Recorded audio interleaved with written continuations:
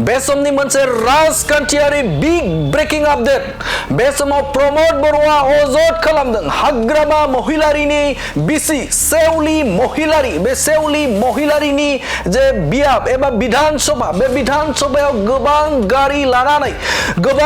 लानानै बे समाव सुबुंफोर हान्थि होदों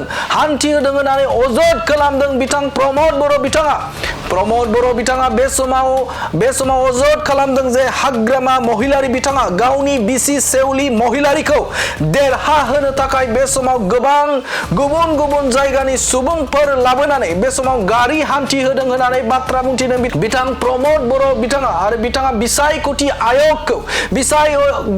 आयगनि सिगाङाव खावलायदों जे बे समाव रैखाथि बिफानखौ बिथाङा खावलायदों जे बे समाव सुबुंखान्थिनि थार आरो सैथोजों बे समाव बिसायख'थि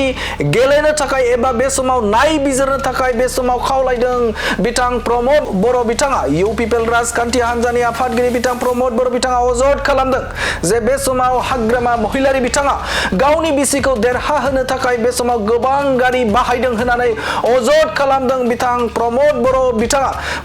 बिथाङा बे समाव बाथ्रा बुंथिदों जे बे समाव गोबां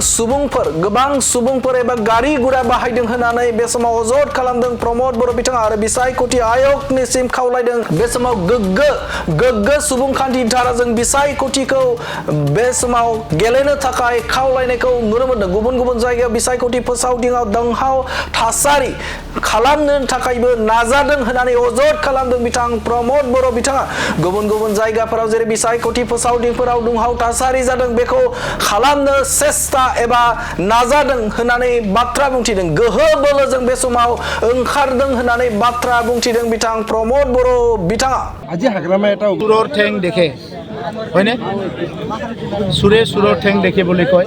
যোনে চুৰ কৰে সিহে এইবিলাক বুজি পায় ইউ পি পি এলৰ ইমান কোনো বেয়া দিন অহা নাই যে কিবা গণ্ডগোল কৰিব লাগে ইউ পি পি এলে শান্তিপ্ৰিয় পাৰ্টি বুলি চবে জানে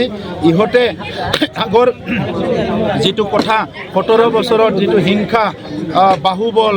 ধনবল ব্যৱহাৰ কৰি নিৰ্বাচন খেলিছিলে এই পৰিৱেশটো আজি নাই ৰাইজ সজাগ হৈছে এই কাৰণে বেলেগৰ ওপৰত দগ জাপি দি ইহঁতে নিজে গণ্ডগোল কৰিবৰ কাৰণে ৰেডি হৈ আছে ইতিমধ্যে তেখেতৰ পত্নীৰ সমষ্টিত 30টা 40টা গাড়ী লৈ আতংকিত এটা অৱস্থা কৰিছে এই কাৰণে আমি নিৰ্বাচন আয়োগ ভাৰত চৰকাৰ সবকে অনুৰোধ কৰিম যে ইয়াত গণতন্ত্ৰটো যাতে হত্যা নহয় ফ্ৰী এণ্ড ফেয়াৰ ইলেকশ্যন হয় এইটো এনচিউৰ কৰিব লাগে আৰু এটা